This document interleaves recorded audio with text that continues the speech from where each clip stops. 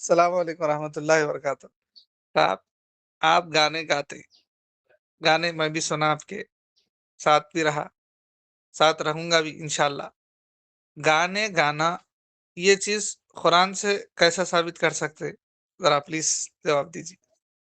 السلام علیکم ورحمۃ اللہ۔ ڈاکٹر صاحب میں ابھی تھوڑی دیر میں آپ سے بات کرتا ہوں، کچھ لوگ تھے میرے پاس، لیکن اب چونکہ آپ نے سوال کر دیا تو جواب بھی دے رہا ہوں تاکہ لوگ بھی سن لیں۔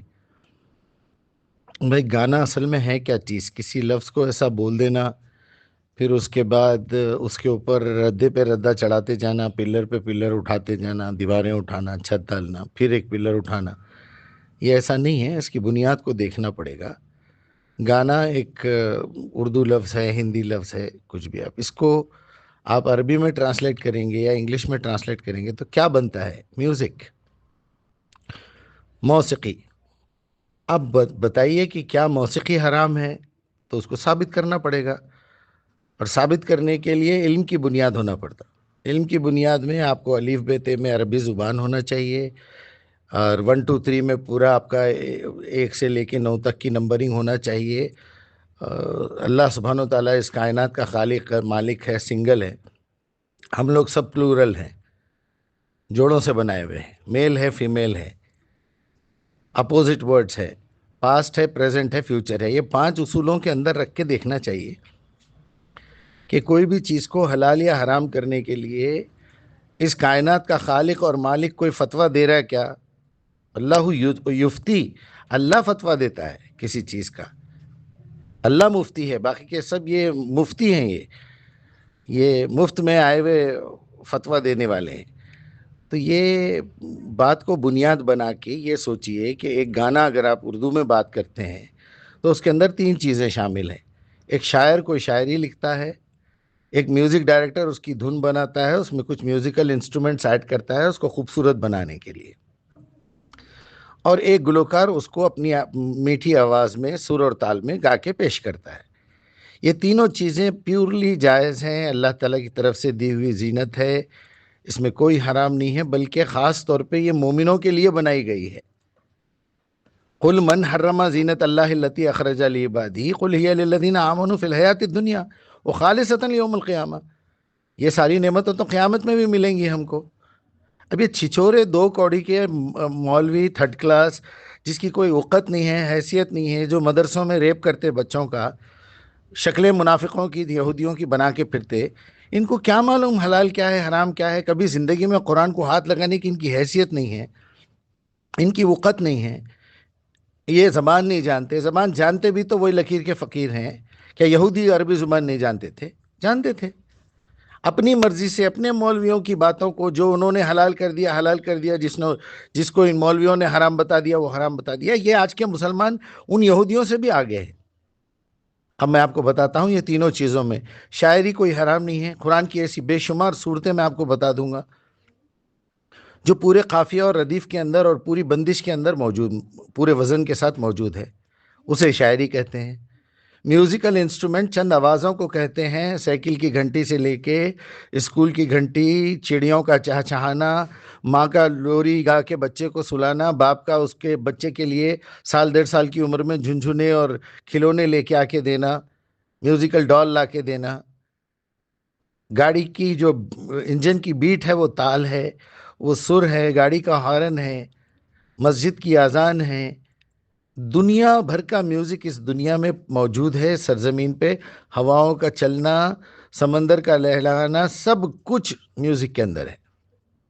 چند اچھی آوازوں کو کلیکٹ کر کے اس کا ایک رینج بنا کے اس گانے کی جو ہے ٹیون بنانا، اس شاعری کے اوپر ایک دھن ڈال کے دینا، وہ ایک سائنس ہے پوری کی پوری۔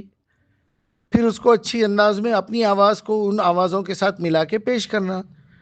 اس کے الگ الگ سر ہیں، اس کی ایک پوری انڈسٹری ہے، اس کی ایک پوری سائنس ہے، اس کا ایک پورا علم ہے۔ یہ 3rd کلاس چھچوروں کو 1 میٹر کا پیجامہ ان لوگوں کو نہیں معلوم، 1.5 میٹر کا، 2 میٹر میں کرتا بنتا نہیں بنتا ان لوگوں کو نہیں معلوم، گنڈیاں کتنے لگتے کرتے کو، شرٹ کو نہیں معلوم۔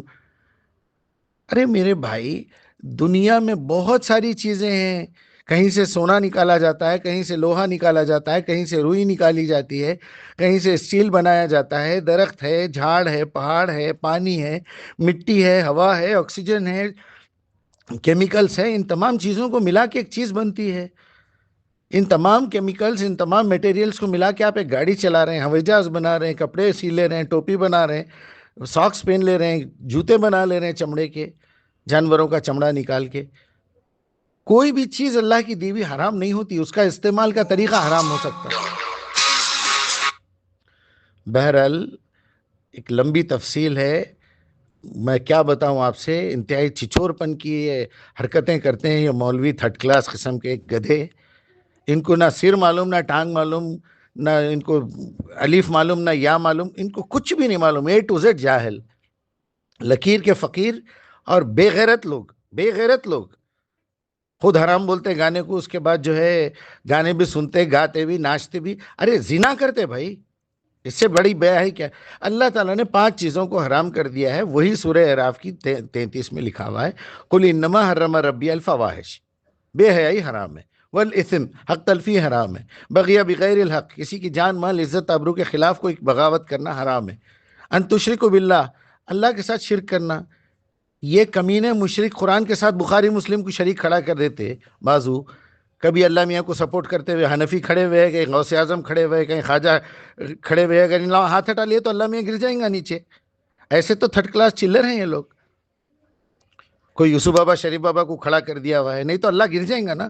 ان لوگ سنبھالے ہوئے اللہ کو، ان کی نظر میں ان کو تو اللہ کی تو ضرورت نہیں ہے. کوئی گنیش مہیش رمیش سیتا گیتا اور سیا رام فلاں فلاں کو مان رہا ہے، کوئی علی کو مان رہا ہے، کوئی فاطمہ کو مان رہا ہے، کوئی حسن حسین کو مان رہا ہے، کوئی حنفی شافعی مالکی، کوئی غوث اعظم خواجہ پاجا داجا، یہ پورے یوسف بابا شریف بابا، کوئی بخاری مسلم، گدھے پورے لائن سے گدھے ہیں. اللہ کی تو ضرورت ہی نہیں ہے ان کو. نہیں تو تھرڈ کلاس قسم کے فرقے کے مولویوں کے پیچھے پیچھے ان کی غلاظت کھاتے پھرتے رہتے. کوئی ایک عالم کو پکڑ کے اپنا ایک فرقہ بنا لیا، کوئی دوسرے عالم کو پکڑ کے اپنا فرقہ بنا لیا، کوئی تیسرا بنا لیا. اللہ کی طرف تو کسی کا رجحان ہی نہیں ہے. تھرڈ کلاس قسم کے لوگ، چلر، بالکل چلر. کیا بتاؤں آپ، کیا میوزک پہ بات کرتے میرے سے. ٹوٹلی حلال ہے، 100% حلال ہے. اور آخری حرام یہ ہے ان تقولوا علی اللہ ما لا تعلمون. شرک کے بعد سب سے بڑا گناہ